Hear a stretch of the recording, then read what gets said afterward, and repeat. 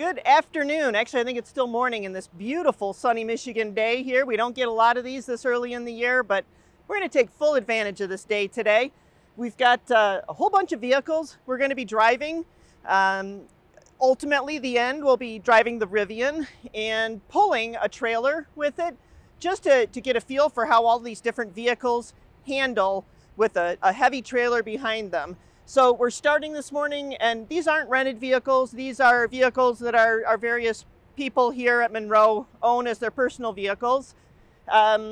We think we got a pretty good selection. We're going to start here with this Unicorn F150 diesel, turbo diesel power stroke. It's an XL. What makes it a unicorn is you can't just go in and buy one of these right off the street. You have to be part of a fleet.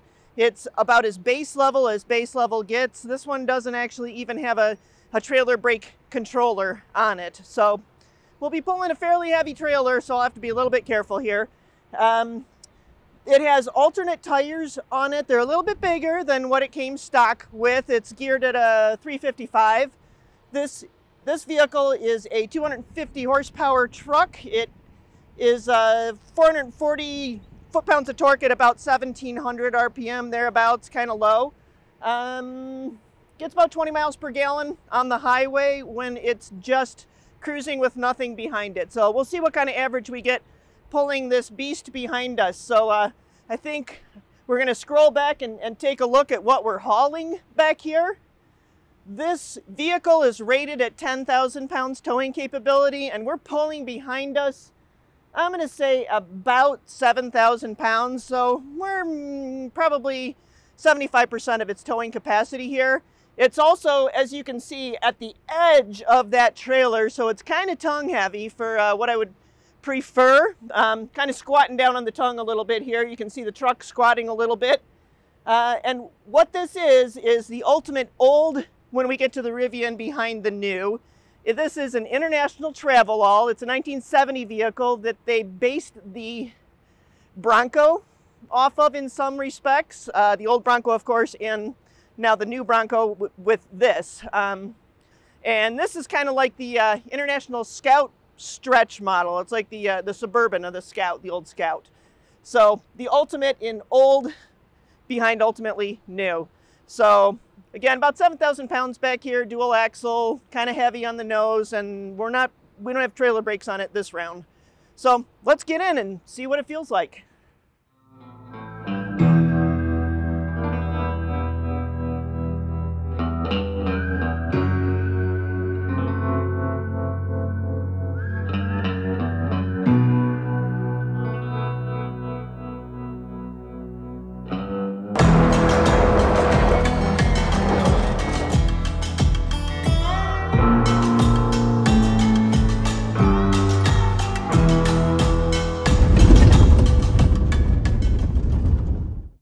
So we're in tow haul mode. This is about as base level gets in this truck, this F150 XL. And it has the trailer backup assist, but it's the type that you need the target stickers on, so we don't have that engaged.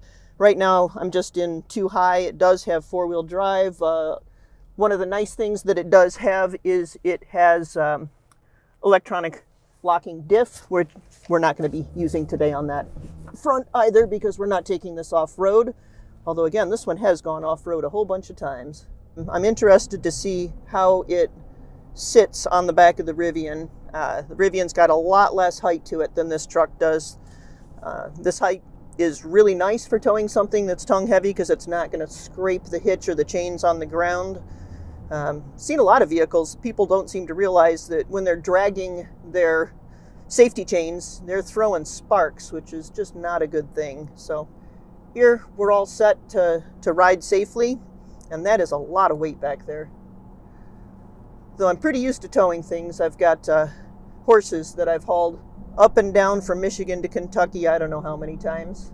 So we're heading up through Auburn Hills and on our way to Bald Mountain Recreation Area, and I think we're just going to kind of loop around the back side of it so we can catch a few dirt roads and hills and just get a feel for how this thing handles without a trailer brake on it. And a nice, powerful, old-style truck with a giant turbo diesel in it. This turbo diesel is based off the JLR engine. It's usually about, I think I said already, about 21 miles per gallon, and we'll see what we get here. We're at 9.8 average miles per gallon at the moment. And on to our first dirt road of this ride.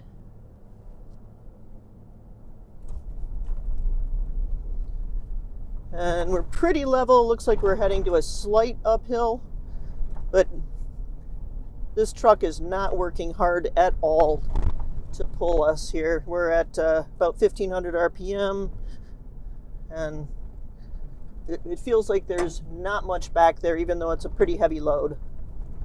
Little bumpy, feeling the bumps, and you're not seeing it or hearing it as I'm slowing down and speeding up. The transmission in tow haul mode here is attempting to help somewhat control the trailer back there so that I don't have to use the brakes as much.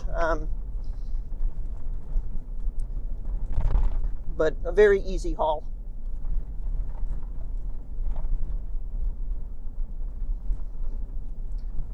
There's nobody behind me. I'm going to give it a good hard brake on the dirt road without trailer brakes. You can hear that the truck tires had to work pretty hard to stop that without brakes in the back. And uphill, good start. We're spinning the wheels a little bit.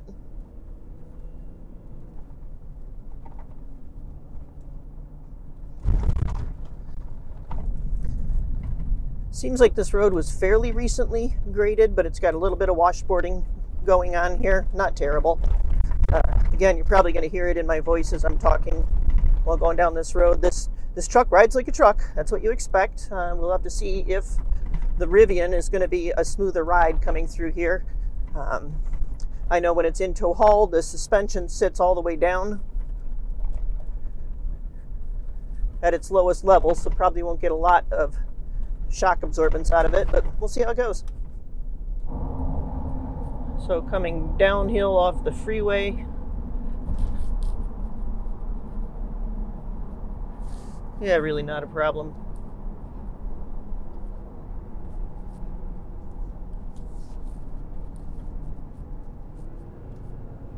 There, you probably heard that one. Right there, the truck shifted to assist me. And that was the only one I think that was loud enough because we were slow that you probably heard. So without the trailer brakes, Kevin did say that this truck does a very nice job of shifting to assist. So that was about 21 miles, and we averaged 12 miles to the gallon. Diesel. So it wasn't a super long trip, wasn't a lot of freeway, quite a bit of between 25 and 50 miles per hour, 12 miles to the gallon pulling this, just for the record. So I think we're using a 250 at some point in time, and that one should just walk away without even realizing that trailer is back there. I think we're driving a Chevy 1500, but it does have a brake controller, so that'll make the stopping a whole lot easier. They all have tow haul mode, so I anticipate that they're all going to assist with the shifting. I think they'll ride gentler than this one, and I'm really excited to feel the Rivian. I'm just a little worried about the tongue weight on the back of the Rivian. So, nice ride. I'm going to have to thank Kevin for a great ride in his truck. All right, we are switching over trucks. We've just hooked up to Pete's truck. This is a Chevy Silverado. It's a 2021. It's got a 5.3 liter V8 in it. It's a gas, not diesel. It does have the trailer brake, 7-pin, 4-pin, whatever you want, hitch on the back of it. This one, it's got less pound-feet of torque. It's at 383 pound-feet of torque, but it's much higher horsepower. We have 355 horse under the hood here, and same engine that's been in this vehicle for forever. So we'll give this a try and see how this one rides. So for people who tow all the time, this is second nature to you guys. When you have a trailer brake controller, for every different trailer you have, every trailer weight, unloaded, loaded, you're going to have your brake gain set at a different level. And really what you want to do, and there's as many methods for this as there are trailers, I think, but what you want to do is get your gain set to a point where the trailer brakes alone stop you from 20 miles an hour-ish. And you do that with this little button here. You squeeze this and that only applies your trailer brake. So you don't want the brakes back there to lock up. You do want them to stop the entire vehicle rig assembly within maybe 20-30 yards. So we've just adjusted the trailer brake gain back there. We're in tow haul, we're two-wheel drive. For fair comparisons, we're going to keep this in two-wheel drive the whole ride, and we're going to do the same loop that we just did. So on this stretch of road, which is a very nice, smooth, paved road, it's riding much easier, much more smoothly than the off-road vehicle, than the Ford that we just drove. It's gliding. It's got coilovers in front and leaf in the back. This is riding super smooth. I did note when we pulled out of our parking lot area and then onto the main road, this vehicle's torque peak is way higher up in the RPM. You're up in the 4,400 RPM range, where this one has its best band and the best part of the torque curve. So it had a harder time pulling out and getting going, but once we got up to speed, it really stepped out really nicely, and can't even tell that vehicle's back there once you're over about 35-40 miles an hour. So here we go with the Silverado taking the dirt road and pulling this 7,000-pound trailer and travel all collection down another of Michigan's natural beauty roads. And right here with the last vehicle, with the Ford, you could already hear it in my voice that it's a rough road. It's a smoother ride here. Still feeling it.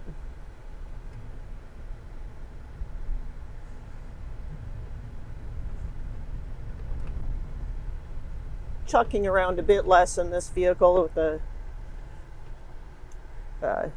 tow haul mode engaged, two-wheel drive again.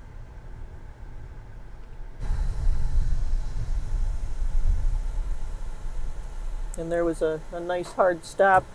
We have the trailer brakes adjusted properly, no issues. The trailer's not pushing the car at all. We're entering the freeway here at about 35 miles an hour, and this truck geared a bit higher. Yeah, it popped way up to 5,000 RPM, but with the pedal on the floor here this time, I'm already at 65. It's already downshifted, or upshifted. There, we're at 70, and that was pretty easy. This is just a cakewalk pulling this trailer with this truck. Hey there everybody, we are back with our third internal combustion engine. This is our friend Ben's truck. This is a 2020 Dodge Ram.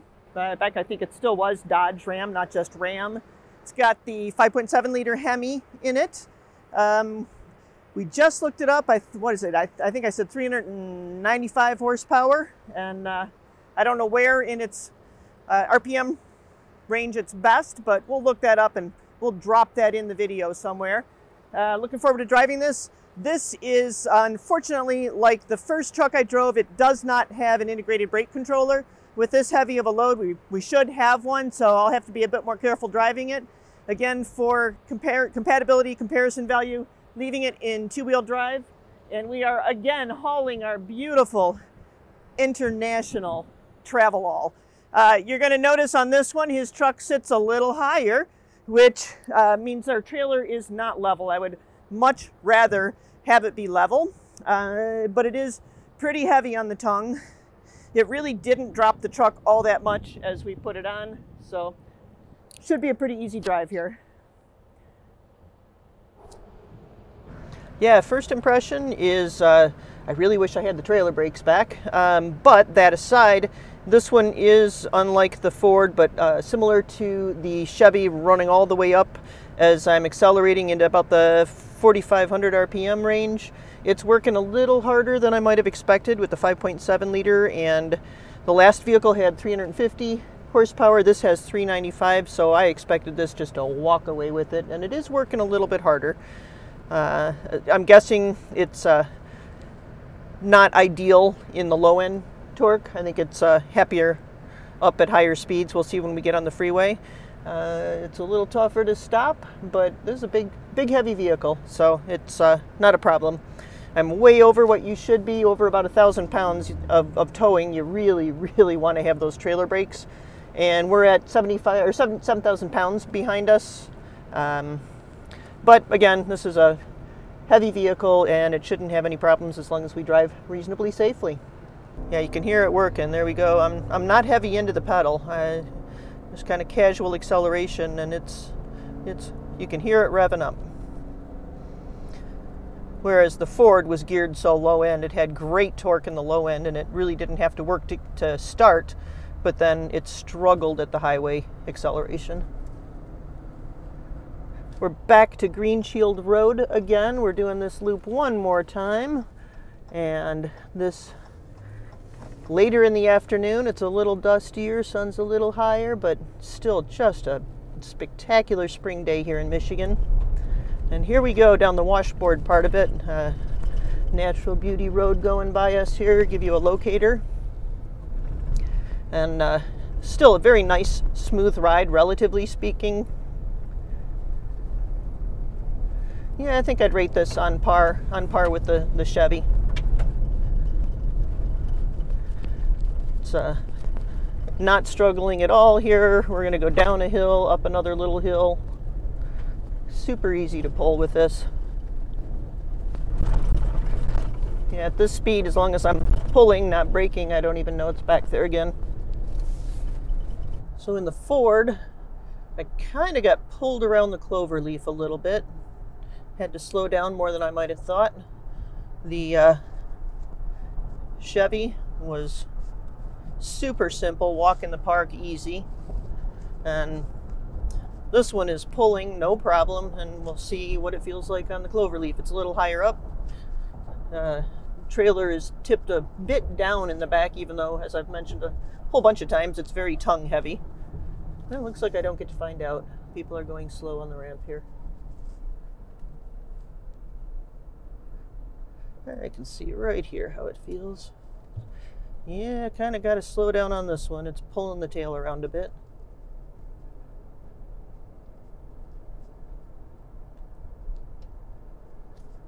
And again, I'll hit the entrance here at about 35 miles an hour. And then see how well we accelerate onto the freeway. So we're at 50, pedal on the floor, 55, 60, 4,500 RPM, takes a 65, and 70, just like that. Yeah, it has a really easy time, higher speeds. So it's kind of working hard at the low speeds, but has an easy time of it at high speeds. Going uphill, we're still only at about 2,500 RPM. It's pretty easy here. I will say this is the worst economy of the three vehicles so far. We're averaging on the same route 8.2 miles per gallon. In the Ford, we had about 12. Of course, that one was diesel. This is gasoline. Well, I have been hauling this beauty around all day, having a grand old time doing that. So far, we had the F-150, we've had the Chevy 1500, and now we've driven the Ram. We've stepped up in inches as we went along. With the 5.7 liter, still though higher in the torque range. The Ford had the most get up and go from the start, from stopped. I felt like I could pull that thing fully loaded out of the mud, no problem. These two both had the better pickup at freeway speeds, and this of course had the most horsepower, and so it was zero problem pulling that thing, like there was nothing behind me. The smoothest ride though, I'd have to say, is in the 1500. That was just a beautiful ride. If I were going to take horses down to Kentucky in one of these three vehicles, I would pick the Chevy 1500 for that. That was a nice ride.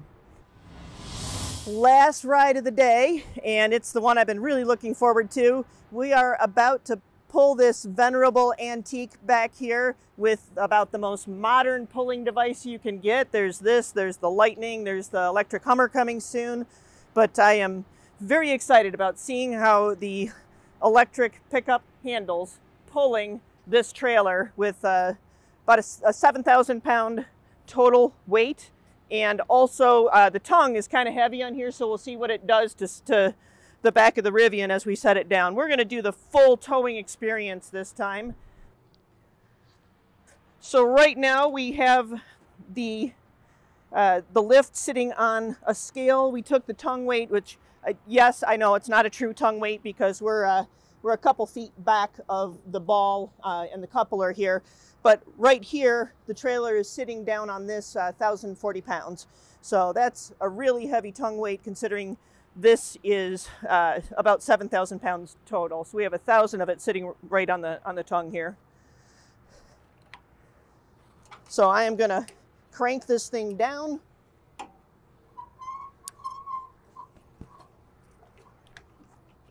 I already found one thing that I don't like. I wish every vehicle, when you pop that thing into tow mode and back up with it, left the camera on for a little while, because if you're going backwards and forwards a little and backwards, you want to see the hitch the whole time. I'm sure there's a setting, but I want that camera to stay on, a little bit of delay after I back up.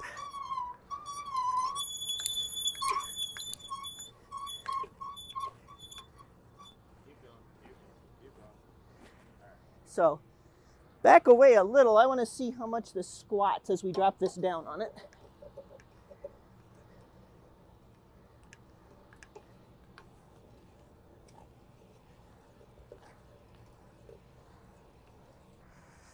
All right, everybody, this is Trailer 101 for people who don't trailer. Again, I've said it a bunch of times today. If you do trailer, you know this stuff. Make sure you're locked on and put the pin in.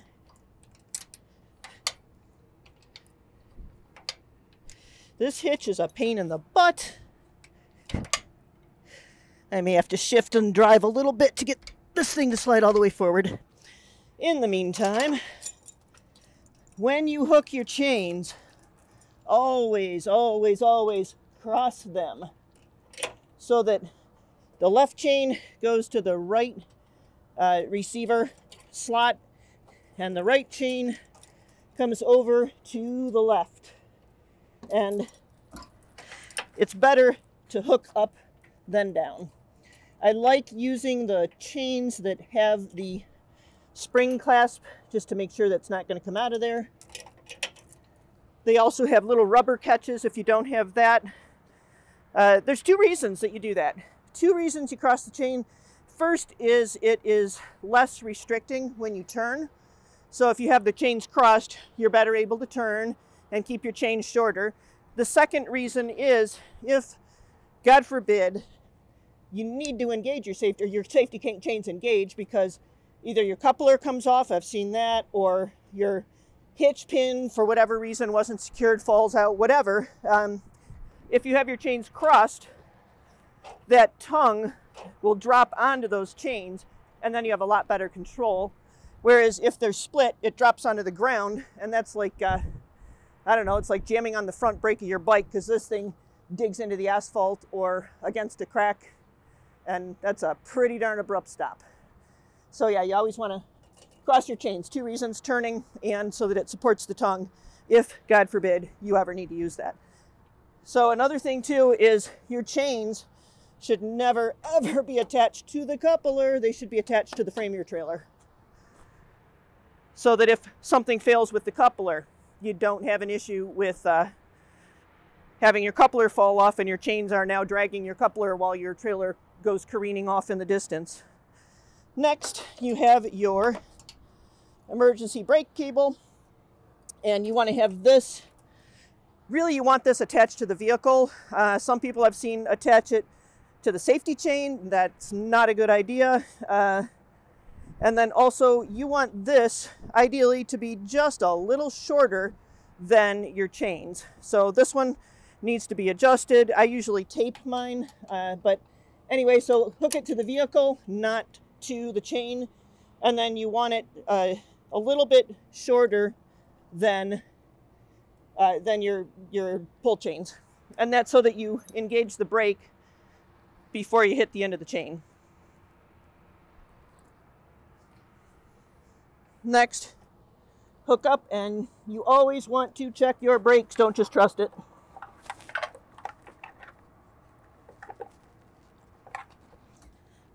So that's kind of way in there. That's a little bit of a pain getting that deep in there to hook it, but that's a small thing. All right, I'm going to pull forward a little, see if that adjusts, and then we'll slide it forward.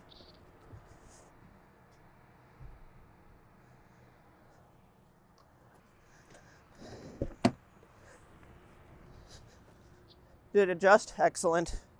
I thought it would. All right, now we should be able to put in the safety pin. There we go. Always make sure you use the safety pin with the catch on it. There's all kinds of these.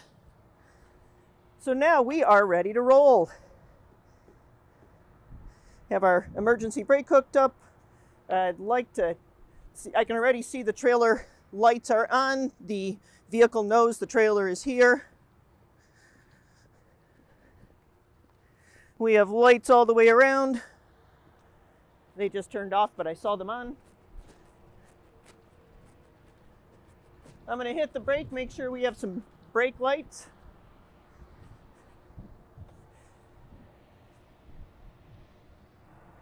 Back to trailer settings. It's on towing. Trailer brake gain. Let's see. Hey, here we go. Well, that just walked away like nothing. So it's regen braking. I don't know if it's trailer braking. So it says hold to brake. And I'm thinking that would be hold to brake. Trailer brake. There we go. Okay, so there's a little dust on here. That's unpleasant. All right, so here we go.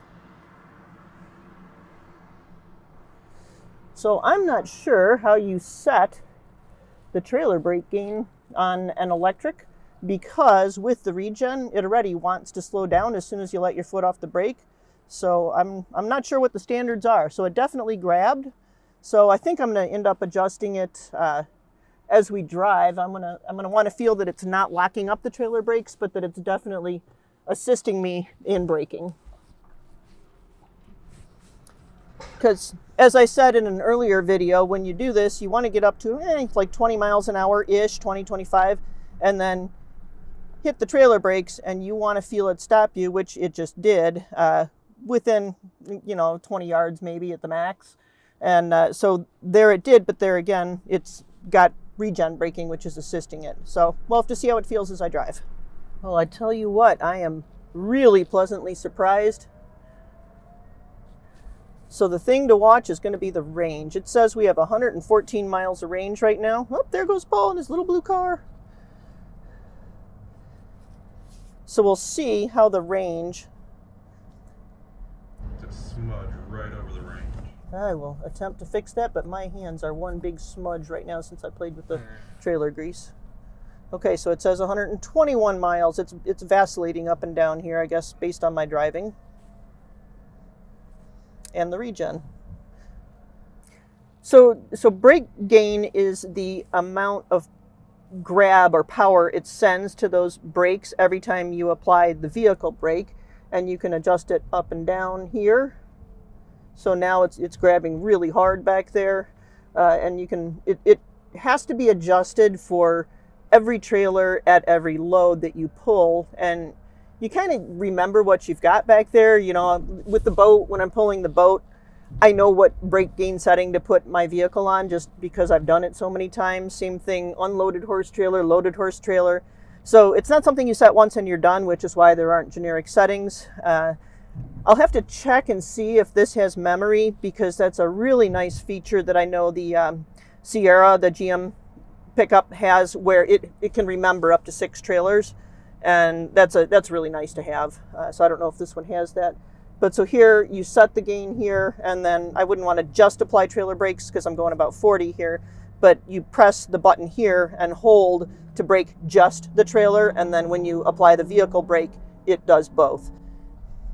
It says hold to brake, so you can, it tells you right here you're going to squeeze this, which I'm not going to do because we're at 52 miles an hour and I really don't want to test that at this speed at the moment. But it does show hold the center button to brake. So you press this for the trailer brake, and then as we're going to brake right here, it shows you the percentage of your full available gain that you're applying on the trailer brakes. I seem to be gaining range. I'm not sure how that's happening. Pulling 7,000 pounds back there, and I can't even tell we're pulling it. There is pretty much no effect. I am really, really pleasantly surprised with how this is handling with that trailer back there. I mean, really. This is fantastic. Super smooth ride. We'll see how it is once we get on the dirt road. It locks you into your standard ride height when you have the trailer back there when you're in towing.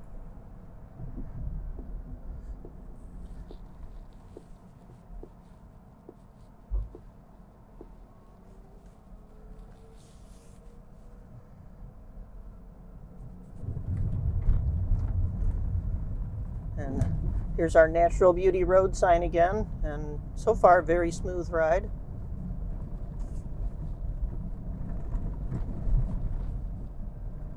I think the smoothest so far. Again, probably the test is going to be in my voice, how much you hear the bounce in the tone of my voice. And we're in a little bit rough section, and it feels fantastic. Uphill on dirt, fantastic pickup. I mean, how could it not have great traction?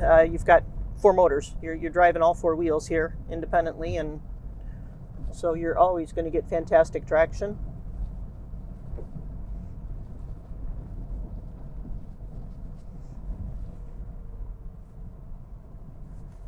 So I'm going to switch to soft ride and see what that does for us. We've been on stiff ride, and it felt pretty darn nice. So here at about 28 miles an hour, I'll give that trailer brake another test. There, it's fully applied. Stopped us pretty darn quickly. Maybe faster than I would like, but again, it's hard to tell how much is the vehicle stopping with the regen when you let your foot off the pedal. That is going to take a little bit of time. Here, I think we have standard and aggressive as our only options, or standard and high on the brake regen.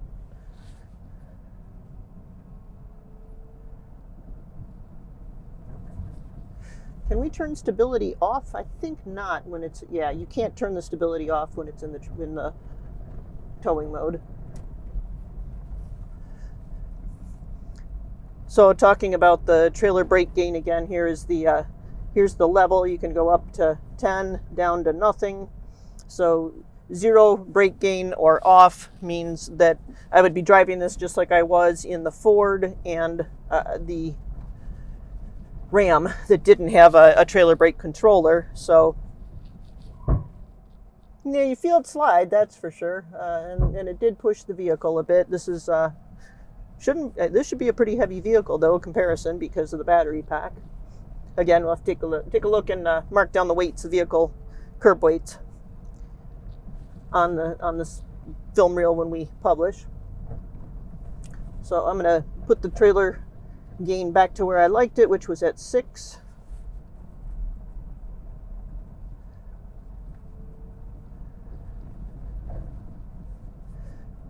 And just give it another test here. Downhill instead of uphill like the last time. Yeah, it took it a little longer to stop, but this is about perfect.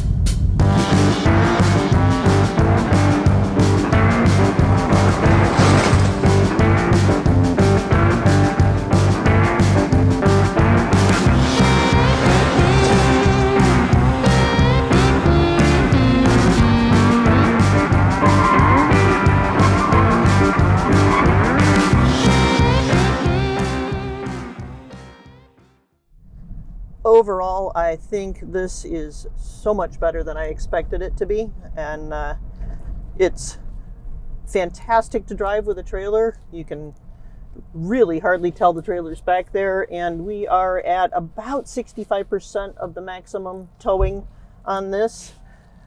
So I'm extremely impressed with the handling. The one thing that I did note, and I'll do it as we come back down the dirt road again. Sorry, I'm going to turn around here. Is that, and I think this is just an artifact of having a ridiculously high tongue weight for what we should have, comparatively speaking. But it gets real squirrely on hard acceleration, because you can accelerate so hard with this, and it's sitting hard on the tongue, and there's not an engine up front. So the battery, yeah, it's on the bottom, and it keeps this thing really well grounded, but it gets a bit squirrely in the front end when you launch with all that weight back there. But and we've managed to dust up our screen again. We're out on the dirt roads here, but all in all, I am very, very impressed. So I'm not going to launch because I don't want to dust this woman and her lovely dog.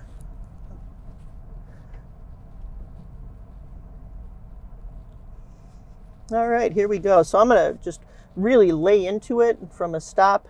And I don't know if you'll be able to see it in the wheel, but it does kind of lift a bit. It gets a little squirrely. See there, it's pulling against me. It was trying to haul left. I've got to take a curve here, so we'll do that one more time and give it an uphill on a straight here, and you'll see what I mean. It doesn't do that in the trucks, and I think there's two reasons. Number one, there's no engine weight up there, and number two, you just don't have this kind of amazing acceleration in any of the trucks so far. Here we go. Yeah, it just tried to, see, it's trying to pull left, trying to pull right there, and I'm not helping it do that. But, I mean, how else would you ever have this kind of amazing acceleration with that trailer back there? So I'd say that right now is my only complaint. So this handled the best of all of them on the curve, which again, I'm not surprised because we're sitting much lower and we've got the battery pack on the bottom. And I have no doubts about its ability to accelerate right here. So I'm going to do what I did with the others. I'm going to pedal to the floor. 67, 60, 72. Yeah, okay. I'm going to back off there. So I'm going to let it drop right back down to 50. Hopefully I don't tick off the people behind me too terribly much. And we'll try it on the uphill, but again, I expect no hesitancy here. So we're down to 50. Here we go to the floor. 60, 70, like it doesn't even have to think about it. Not even a moment's hesitation. That's the beauty of electric. You have the torque at any speed, and it is instant. There is zero delay. Well, hey everybody, I don't think that it's possible you had as much fun watching this video as I had participating in creating it. Been a blast of a day. All four cars were very nice vehicles, but this one was just a delight to drive. So everybody, thank you for watching Munro Live. If you're not already a subscriber, please just hit that subscribe button and stay tuned, because the next step is going to be a teardown of this vehicle, and we'll show you every piece of what's inside and take it apart and tell you about it as we go. Have a great evening, everybody. And actually, here's one more little fun deal. This truck right here, this old 1970 International Travelall, it's like the Scout, only extendo version, just announced, International Harvester just announced, and this was an accidental timing, but they just announced last night that they are going to be creating an all-electric, a BEV International Scout in the near future. So it's pretty cool that we're towing this old beast with this brand new exciting vehicle, and they've just announced that that is going to be a BEV in the near future. So cool little tip, or tidbit if you will.